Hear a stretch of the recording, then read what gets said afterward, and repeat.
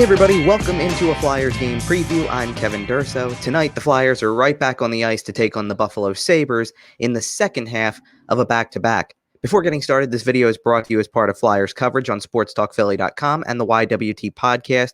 Get all of your Flyers coverage at sportstalkphilly.com. Follow me on Twitter at Kevin_Durso and find more coverage from me over at 973ESPN.com. And of course, be sure to listen and subscribe to the YWT podcast.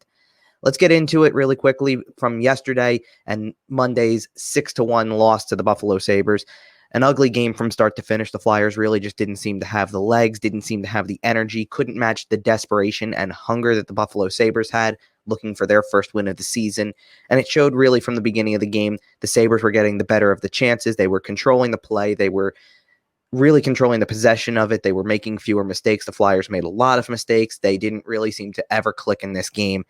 It's one where you just quickly turn the page, you move on to the next day, and you hope for the best and hope to see a much better performance and a much better effort in the second game of this back-to-back. It's like a playoff series. We've kind of talked about this a little bit before in previous games so far. We're playing the same team again in short order is like a playoff series. You have to come right back and try to even things back up, see if you can't bring a different level of play that matches the intensity of the opposing team.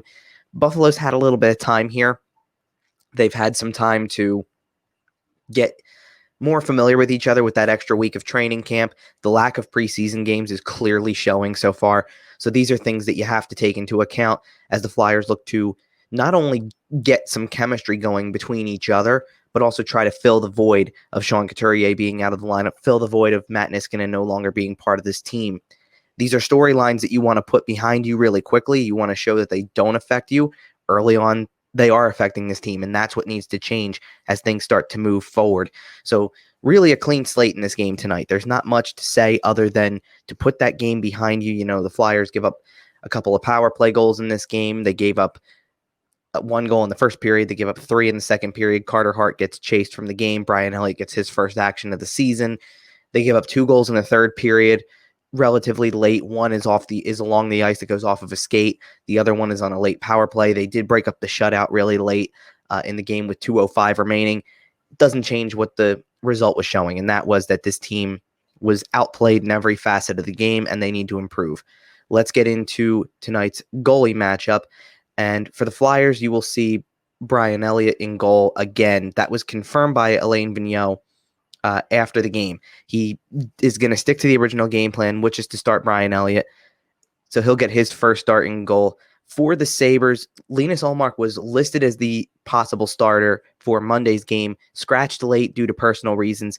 As of this recording, he is on track to skate today. Even though the team isn't having a morning skate, he's on track to be around the team again. So it doesn't seem like he's going to be out. For now, we will say he'll get the start because he is the other goalie on the roster who would take a start here to try to balance out the usage of the goalies since Carter Hutton went in game 1 of this back-to-back. But there's always a possibility they go right back to Carter Hutton. He was not overworked in this game, only saw 22 shots, made 21 saves, looked sharp when he had to be.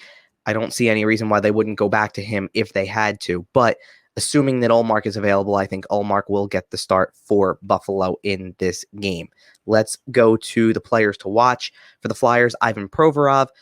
This is, again, less about the offensive side, more about the defensive side. This is your defensive leader.